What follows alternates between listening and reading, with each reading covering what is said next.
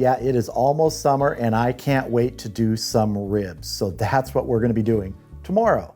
Today we're gonna be getting a couple of things ready for these ribs, which I'm gonna smoke on the Lone Star Grill's offset. We're gonna be making a cherry Coke barbecue sauce, but first we need to get our rub ready. And I'm gonna be making my brown sugar pepper rub. First ingredient, 2 cups of light brown sugar. If you use dark brown sugar, that's fine. Next up, 6 tablespoons of a coarsely ground black pepper. This is a brown sugar pepper rub.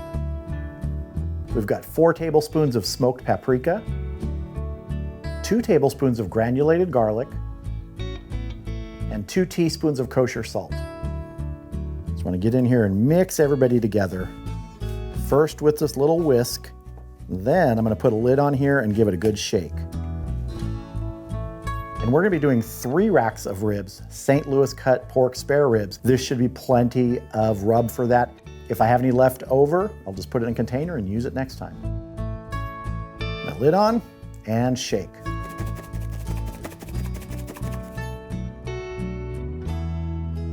And if you have any bigger pieces of brown sugar, don't worry about that. That is looking good and it's smelling great. Get a little taste here. Peppery with sweetness. This is a really good rub. All right, let's get our ribs out here. So here are my racks of St. Louis cut spare ribs. We're gonna go ahead and remove the membranes first. Not 100% necessary, but I like to do it if I've got the time. It's getting up under probably this 3rd or 4th rib I like to do usually. Get a paper towel, that helps with the grip. And it doesn't always come off in one easy thing. Sometimes it does, sometimes it doesn't. There we go, we got lucky that first one.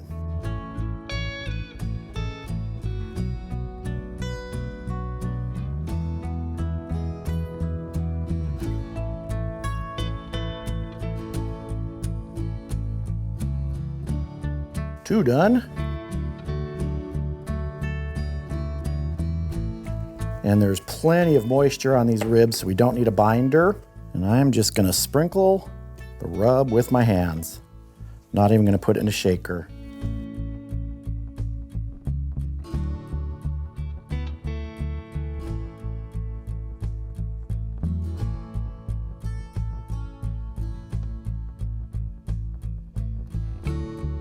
Put a little on the back. I don't worry a whole lot about the back of ribs. Give a little bit of seasoning, but not a whole lot. I get asked a lot, where do I get my ribs and meat? Most of the time I get it at Costco. This was a good price on a 3-pack of St. Louis cut pork ribs, so I went with that. Now I want to get these racks of ribs up off the tray, so I'm going to put a rack in here.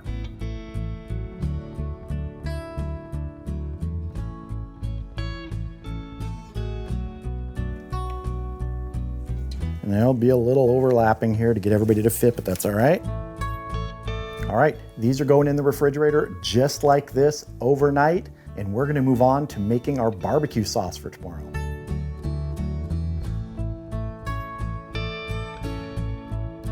So I have my induction burner out here. There is a little fan that goes on. You might hear that when I turn it on. And we're gonna be starting with 20 ounces of regular old ketchup. To this, I'm adding ½ a cup of apple cider vinegar, 1½ cups of brown sugar, 24 ounces of cherry Coke,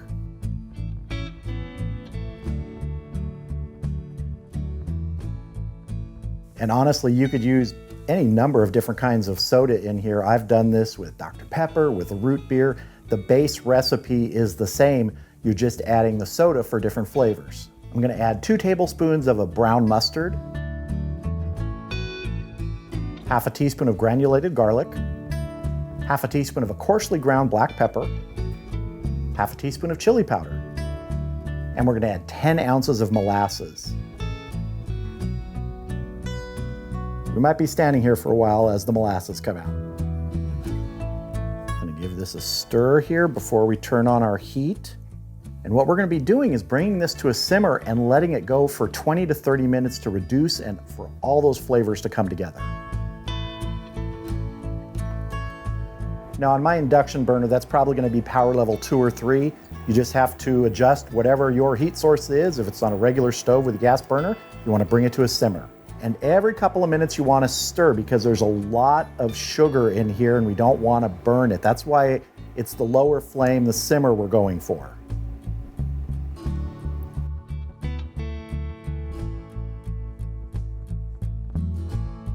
All right, we're getting movement now. We're just about to come up to a simmer. So what I'm gonna do is I'm just gonna let this go, like I said, for 20 or 30 minutes, let it reduce. Watch that line on the side. You'll see when it starts to drop a little bit.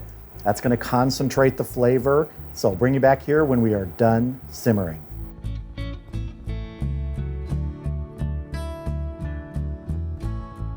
All right, here is our barbecue sauce. You can see we've reduced nicely.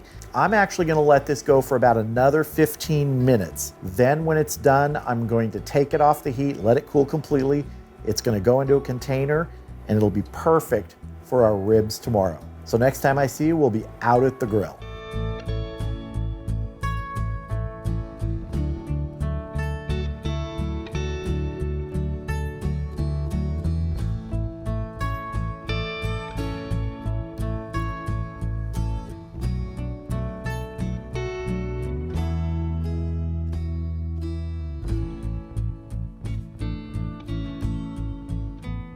All right, the Lone Star Grills is up to temp.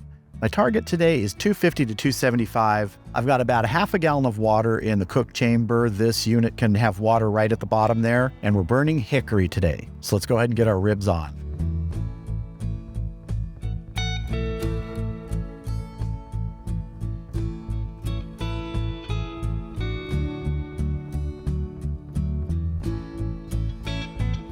All right, let's get the lid closed, get smoking. We'll come back in an hour and see if we need to spritz.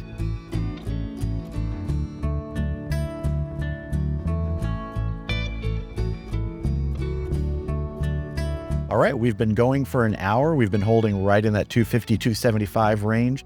And I get asked a lot of questions, and I've talked about this before, how I maintain temperature or what size of wood I use. This is the size split. They're usually about 10 inches long. Go through one about every 45 minutes to an hour. This is a very efficient cooker. But let's check our ribs and see if we need to spritz. Those are looking really nice. The surface does look a little dry, so I am going to spritz these. I'm just using plain water.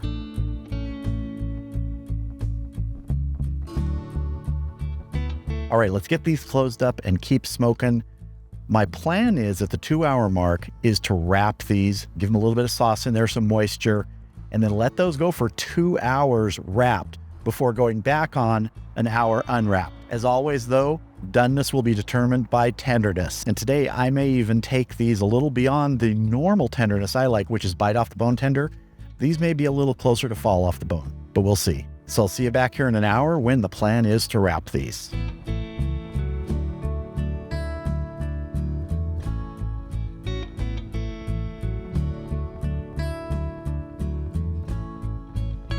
All right, we are at the 2-hour mark. My plan is to wrap the ribs right now, but plans can change. It depends on how the ribs are looking. So let's see how we're doing. Those are looking mighty nice. And if you can see there, we're just starting to get that meat pull back from the bone. That's what I want. It's time to wrap these. I'll be double wrapping these in foil, putting a little moisture in first, saucing them, wrapping them up. So let's get that done.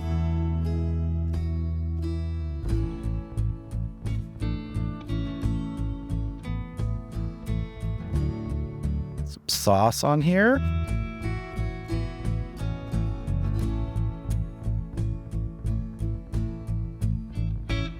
And we will be saucing these again when they come out of the foil and go back on the grill. Look at the gorgeous color from that cherry Coke barbecue sauce.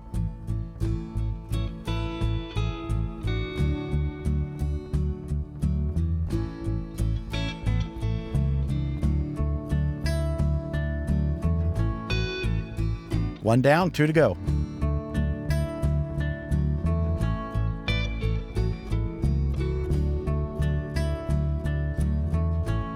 All right, we'll get this closed up. They're gonna go for 2 hours before we unwrap them. So I'll see you back here in 2 hours. All right, we are at the 4-hour mark, 2 hours not in foil and 2 hours in foil. We're gonna go ahead and unwrap these and give them some more of a glaze.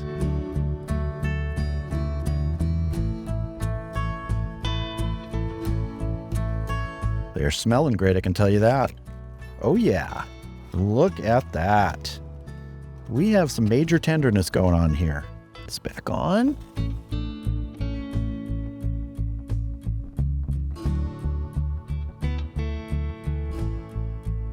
Oh, we lost a bone there. We lost one. I think we're gonna lose one out of this one too. Yep, we did.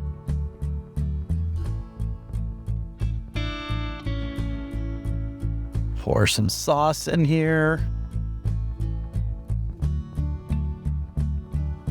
We'll just give a nice brushing over these ribs with our cherry Coke barbecue sauce. And with the tenderness these are at right now, instead of going an hour, I'm gonna go 30, maybe 45 minutes, but I think 30 minutes will be plenty.